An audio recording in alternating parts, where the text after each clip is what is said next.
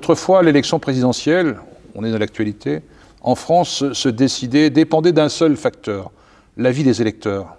Aujourd'hui, l'élection présidentielle dépend de deux facteurs, l'avis des électeurs et l'avis de nos prêteurs. C'est ainsi, les États sont financés par les marchés financiers aujourd'hui.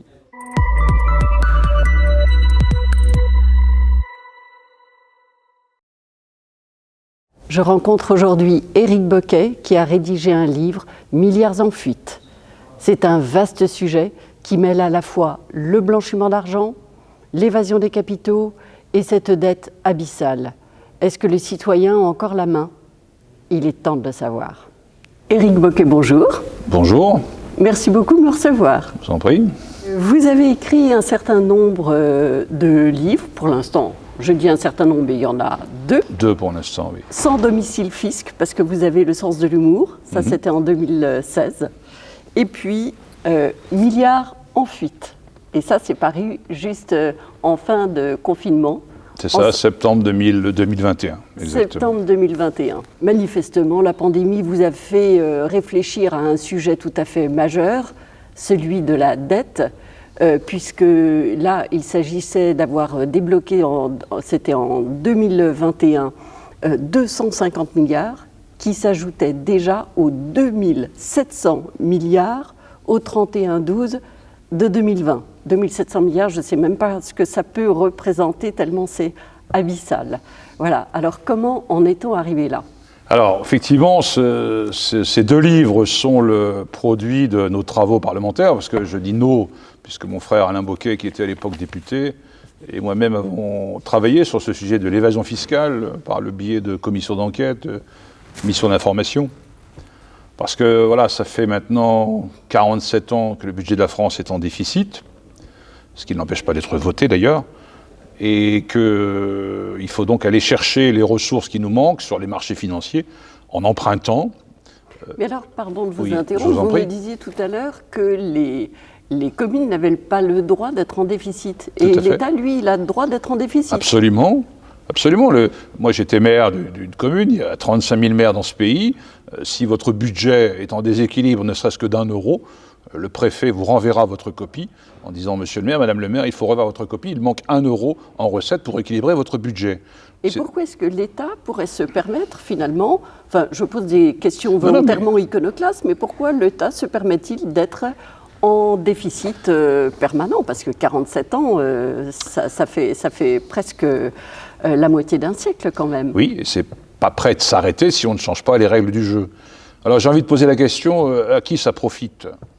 À qui ça profite cette dette? J'ai ma petite idée sur le sujet, sans avoir tranché définitivement, mais ça fait quelques années que je réfléchis à cette question. Le troisième poste de dépenses du budget de la France, après les dépenses d'enseignement, après les dépenses de défense, ce sont les intérêts de la dette. Cette année, notre pays va rembourser au marché financier privé qui nous finance 38,4 milliards d'euros d'intérêts. Parce que là, l'État ne paie que les intérêts. On parle des intérêts, oui. Vous dites qu'on ne paye là pour l'instant que les intérêts, oui. Et ça veut dire que le capital en lui-même n'est même pas remboursé. Alors, le capital est remboursé, mais avec de nouveaux emprunts. Ça s'appelle rouler la dette. L'État ne rembourse jamais son capital, il roule sa dette.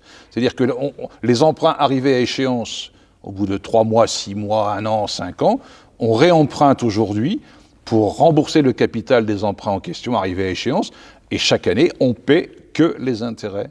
Le seul problème, c'est qu'il s'agit du budget de l'État, oui. Donc des gens. Donc les gens, nos impôts. Oui. Et les gens savent très bien qu'on n'emprunte pas pour rembourser un emprunt qui ne sera jamais remboursé. On ne peut pas faire ça à l'échelle d'un privé. Non, mais c'est là toute l'ambiguïté et tout le paradoxe de la situation, c'est que nos dirigeants politiques successifs qui jouent ce jeu-là expliquent aux gens qu'il faut gérer l'État comme un ménage. Vous voyez ? Mais la différence, la grande différence, les grandes différences qu'il y a entre un ménage et un État, c'est qu'un ménage, il a une fin de vie. C'est qu'un ménage, il est exposé au risque de la maladie, de la mort, de la perte de l'emploi, des difficultés financières. Mais l'État, sauf cataclysme mondial où la planète disparaît, l'État est éternel. L'État est éternel, il paiera toujours les intérêts de la dette qu'il contracte. J'ai fait le compte, entre 2011 et 2022, pour ne prendre que cette période-là, je crois que l'État français a versé 493 milliards d'euros d'intérêts. C'est 1,5 fois le budget annuel de la France. Donc l'argent des intérêts, il est où? Il est dans la poche des marchés financiers, des grandes banques, des fonds de pension, des fonds d'investissement. Quand est-ce que ça va s'arrêter, ce jeu-là? La France empruntait sur les marchés financiers à taux négatif. Moins 0,660%, j'ai ça en tête. Donc oui, on est surendetté, au bord de l'apocalypse, et on nous prête à taux négatif. Mais c'est hallucinant, cette histoire. Et demain, vous irez voir votre directeur d'agence bancaire, lui demander un prêt à taux négatif, vous verrez sa réponse, vous me raconterez sa réponse, quoi. Mais ça veut dire que la confiance est là, quoi, parce qu'on sait que la France paiera. Mais c'est une forme de tutelle. C'est paradoxal, parce que la dette d'un État, on appelle ça la dette souveraine.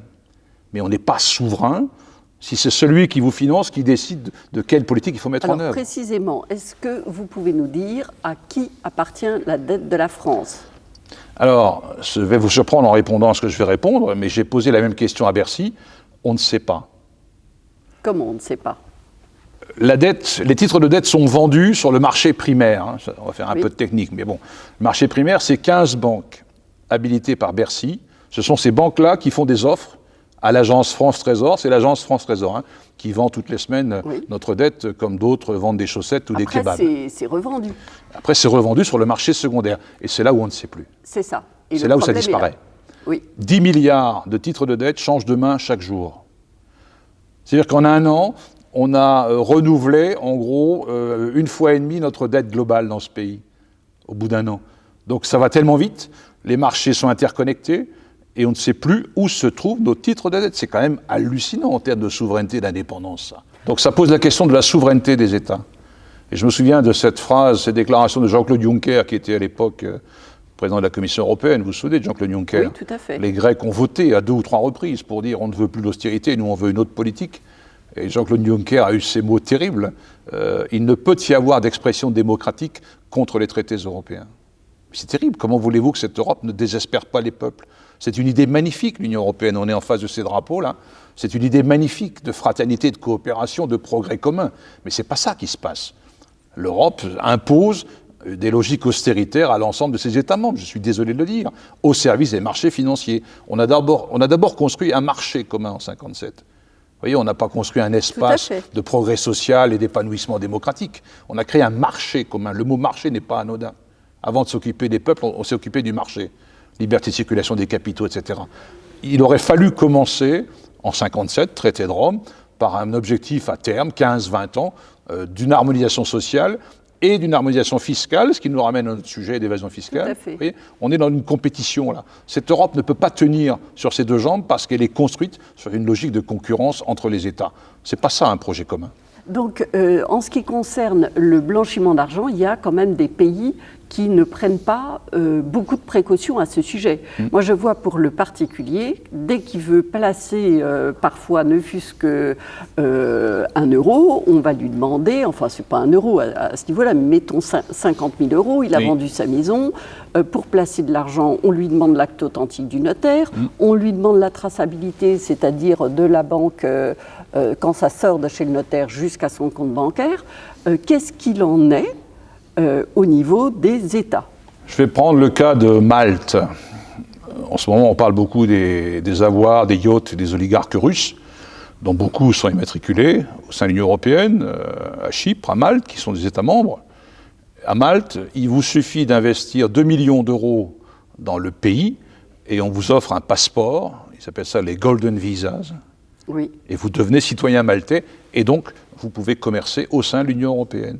Est-ce qu'il n'y a pas là un problème, là? Alors, on parlait de possibilité d'harmonisation fiscale, puisqu'on disait tout à l'heure que, au-delà du problème de blanchiment, il y a aussi un problème que dans les différents pays, tout le monde n'est pas imposé de la même façon. Absolument. Donc, fatalement, avec une imposition élevée en France, eh bien, il y a beaucoup de sociétés qui partent. Vous parliez d'un taux éventuellement à 25%. Qui soit un taux universel d'imposition, qui serait revu là à la baisse à 15%. Est-ce que vous pensez que c'est applicable ou une fois de plus que ça risque de durer et qu'on va s'enliser? Il faut le décider encore une fois politiquement. Et si dans le traité de Rome en 1957, on avait inscrit cette disposition, objectif fiscalité harmonisée parmi les pays de l'Union européenne, pas en un an, en 15 ans, 20 ans, 25 ans. Aujourd'hui, on y serait. On y serait aujourd'hui. Ça n'a jamais été inscrit à l'ordre du jour. Oui, mais ce n'est pas l'Europe toute seule, parce que si on a des paradis fiscaux extérieurs, là encore, on se tire une balle dans le pied. Non, mais il faut mener... Vous parlez, par exemple, de l'Irlande à 12,5%. Voilà. 12,5% facial, mais le taux effectif, c'est encore moins que ça. Apple a payé 0,05% d'impôts. Oui. Parce que son siège est à Dublin, donc en Europe. C'est ça. Est-ce que c'est acceptable au sein de l'Union européenne? Ah mais du tout, du tout. Mais ça a l'air tellement difficile de bouger tout le monde pour être d'accord. D'ailleurs, vous disiez que l'Irlande s'y était opposée. Mais bon, on parle de l'Irlande, mais c'est aussi le Luxembourg, enfin tous les autres. On pourrait parler du Luxembourg, oui. Alors à nouveau, j'ai envie de vous poser la question à l'envers. On pourrait très bien imaginer, finalement, que tant que les autres n'acceptent pas une harmonisation entre 15 et 25%, pourquoi est-ce que la France ne dirait pas « soyons une zone franche ». À ce moment-là, les entreprises reviendraient, enfin, tout ou partie. Là, je regardais, c'était le programme de Jean Lassalle. Toutes les villes de moins de 15 000 habitants seraient zone franche. Et donc, on aurait la réindustrialisation de la France. Mais pourquoi pas ? Peut-être. Je suis très sceptique par rapport à ça. Moi, je crois beaucoup plus à un espace harmonisé. Alors, il y a une règle à changer au sein de l'Union européenne, c'est que pour les sujets fiscaux, il faut l'unanimité des États membres. Mais c'est pour ça que... Donc, ce n'est pas demain la veille que ça va se faire. Il y aura toujours un État pour s'opposer à ça. Il faut changer cette règle. Je pense qu'il faut politiquement décider qu'on harmonise l'espace économique européen, les 27 États membres, avec un objectif à terme. On ne va pas régler les choses en 6 mois, pas même 5 ans. Il faut être réaliste. Il y a une génération de boulot. Mais on fixe l'objectif d'y arriver. Comment voulez-vous harmoniser aujourd'hui la Hongrie, le Luxembourg et la France? C'est incomparable au niveau des salaires, de la protection sociale et des taux d'imposition. Je parlais juste de l'imposition générale pour éviter le dumping fiscal dont la France souffre, parce qu'on en revient au problème de la dette. Il y a des très grandes sociétés, et on en a parlé récemment dans certaines sociétés de conseil, mais pas que. Toutes les sociétés sont capables de pouvoir déduire leurs bénéfices et finalement... En transférant leurs profits. Mais voilà, donc c'est une urgence fiscale. Oui, je suis d'accord. C'est une urgence fiscale. Oui, je suis d'accord, mais il faut changer les règles du jeu. Il faut mener toutes les batailles en même temps. Ouvrir le chantier de l'harmonisation fiscale, oui. S'attaquer aux paradis fiscaux. Arrêter de jouer l'hypocrisie en disant qu'il n'y a pas de paradis fiscal au sein de l'Union européenne. Il y en a.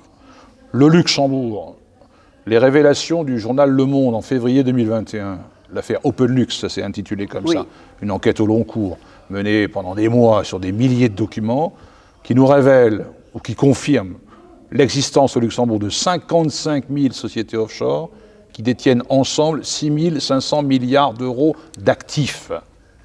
Oui, qu'est-ce qu'on fait par rapport à ça? Qu'a fait le gouvernement en apprenant ça? À part l'indignation de M. Le Maire et le choc qu'il a vécu, qu'est-ce qu'il a fait depuis? Est-ce qu'on a enquêté? Et sur les 55 000 sociétés offshore, 17 000 étaient détenues par des contribuables français. Qu'est-ce qu'on a fait là-dessus? On a regardé ce qui se passe, on est allé voir l'identité des titulaires de ces sociétés offshore. Très difficile, parce qu'il y a des sociétés écrans, il y a des prête-noms, il y a des paradis fiscaux lointains, les Bermudes, les Bahamas, les îles Vierges britanniques, Singapour, Hong Kong, etc. etc. Quel travail on a mené par rapport à ces révélations qu'on a eues il y a un an, un peu plus d'un an maintenant? Quel bilan on tire de ça? Il faut que les citoyens reprennent le pouvoir, il faut que le politique reprenne les affaires en main. Aujourd'hui, ce sont les financiers qui ont les affaires en main. Je le dis tranquillement. François Hollande avait raison dans son discours du Bourget le 20 janvier 2012, mais il n'a pas été suivi des faits, son discours. Autrefois, l'élection présidentielle, on est dans l'actualité, en France, se décidait, dépendait d'un seul facteur, l'avis des électeurs. Aujourd'hui, l'élection présidentielle dépend de 2 facteurs, l'avis des électeurs et l'avis de nos prêteurs. Voilà, celui qui nous finance, c'est lui qui dit en gros quelle politique il faut mener dans ce pays. Si d'aventure, une majorité nouvelle, un gouvernement, un chef d'État voulait augmenter le SMIC de 30%, les marchés financiers auraient tôt fait de lui rappeler la réalité de son financement et de la hausse éventuelle des taux qu'on pourrait lui imposer, qui va lui coûter des milliards. C'est un vrai sujet démocratique, ça. Il faut que les gens prennent conscience de cette réalité. C'est ainsi. Les États sont financés par les marchés financiers aujourd'hui. Il y a un certain nombre de solutions qui appartiennent aux citoyens. Vous en avez cité une, je me souviens, dans votre livre, c'était le cas de l'Islande, oui, où le peuple a carrément refusé cet engrenage de la dette. Ils s'y sont carrément opposés. Tout à fait. Et avec un référendum à 93%. C'est ça la différence, c'est qu'on leur a demandé leur avis. Oui, mais on leur a demandé leur avis parce qu'ils ont fait de grandes manifestations. Oui. Donc le citoyen peut devenir un acteur pour refuser cette dette. Ça n'est pas une fatalité. Pas du tout. Mais il n'y a rien de fatal dans ce qu'on vit. Vous savez, tout est produit de décisions politiques prises dans l'intérêt de tel ou tel, quoi. Hein, il y a l'intérêt général et en face, il y a l'intérêt des marchés financiers. Je le dis comme je le pense. Parce qu'aujourd'hui, notre dette, ça fait 47 ans qu'on est en déficit, mais ça peut durer des siècles et des siècles. Parce qu'aujourd'hui, avec un tel endettement, les marchés financiers devraient nous fuir, devraient nous montrer du doigt en disant « mais regardez, ces gens irresponsables, on va arrêter de leur prêter de l'argent ». Mais c'est le contraire qui se passe. On fait la queue pour prêter à la France. Pour conclure, les marchés financiers dictent la politique actuelle des gouvernements, vous l'avez rappelé, enfin en tout cas, surtout en France. Les Français ne sont pas propriétaires entièrement de leurs dettes, comme au Japon. Tout à fait. Est-ce qu'on a un risque et comment retrouver cette liberté démocratique? Moi, je vois deux pistes. Vous parliez de la dette du Japon. Au Japon, la dette est de 240%, 2 fois supérieure à la nôtre. Or, il n'y a pas de débat public, il n'y a pas de débat politique au Japon sur la dette. Parce que la grande différence, c'est que ce sont les Japonais qui détiennent leur dette. Les institutions, des banques japonaises, même des citoyens, par le biais de bons du Trésor, voilà, ils ne sont pas dépendants du FMI et des banques internationales. C'est eux qui décident. Ils financent leur dette, les Japonais. Eux, ils sont souverains.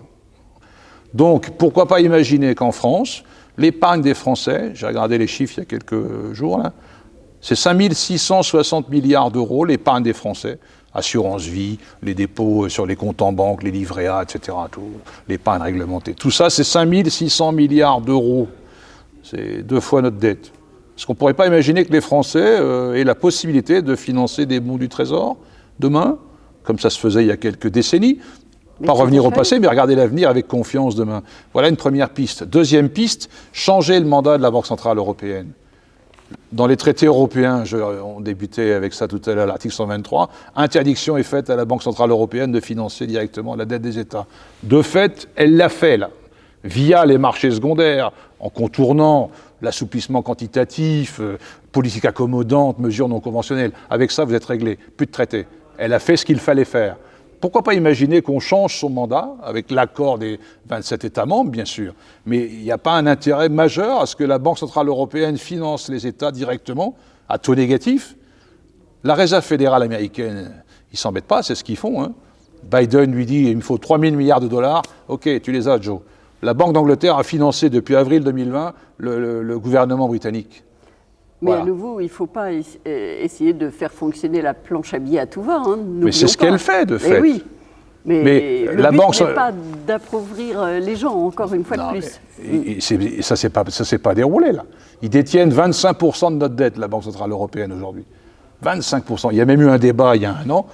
Il y a 150 économistes qui ont lancé une tribune dans la presse disant qu'il faut annuler cette dette. Alors, je n'ai pas d'avis tranché là-dessus. Il y en a qui disent ça ne sert à rien, d'autres disent oui, c'est une bonne idée.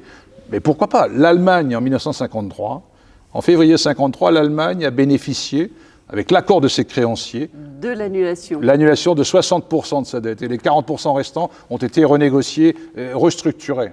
Ça, plus le plan Marshall, en 20 ans, l'Allemagne est redevenue la première puissance économique européenne. Tout à fait, mais est-ce que ce serait possible aujourd'hui d'appliquer ce qui était arrivé à l'Allemagne en 1953 ? Ça a été décidé à l'époque par les créanciers de l'Allemagne, parce qu'ils voyaient bien l'intérêt de relever l'Allemagne. On était 8 ans après la guerre, ils étaient complètement à plat. L'industrie détruite, les infrastructures, voilà, il fallait les relever. Puis on était dans la guerre froide, il y avait un enjeu géopolitique également. Il y avait les Russes à l'Est. Il fallait que l'Allemagne soit un peu la vitrine de l'Europe de l'Ouest et du monde occidental, globalement. Donc il y avait un intérêt géopolitique. Aujourd'hui, il y a un intérêt de souveraineté, de démocratie. Il y a le défi climatique qui nous attend. Il y a des inégalités qui ont explosé. Il y a le feu dans la maison. Il faut se donner les moyens de dégager l'argent pour le faire. Et l'économie repartira. Les 30 glorieuses en France, on est passé de 160% d'endettement à 16% en 30 ans. Non pas par l'austérité, par la croissance, par l'investissement dans les infrastructures, enfin l'usine marémotrice de la Rance, les autoroutes, le téléphone, la croissance, quoi. Oui. Vous voyez ? C'est ça la vie. Mais là, l'austérité, c'est l'impasse. C'est l'impasse. La solution n'est pas là. Donc changer le rôle de la BCE et pourquoi pas solliciter l'épargne des Français pour financer les bons du Trésor pour qu'on retrouve notre souveraineté financière et budgétaire. Bien. Mais écoutez, merci beaucoup, Éric Bocquet, pour toutes ces pistes. Donc nous avons vu ensemble qu'il y avait des possibilités d'austérité, si ça se passait comme la Grèce, des possibilités aussi d'annulation, pourquoi pas, de la dette, comme c'était passé en Allemagne en 1953. Aussi en 2008, n'oublions pas, le citoyen a le pouvoir, il y a toujours moyen de refuser la dette, ça n'est pas une fatalité. C'était à l'époque des nationalisations. En tout cas, il faut reprendre la main sur la finance pour qu'elle serve aux citoyens. Merci beaucoup. De rien.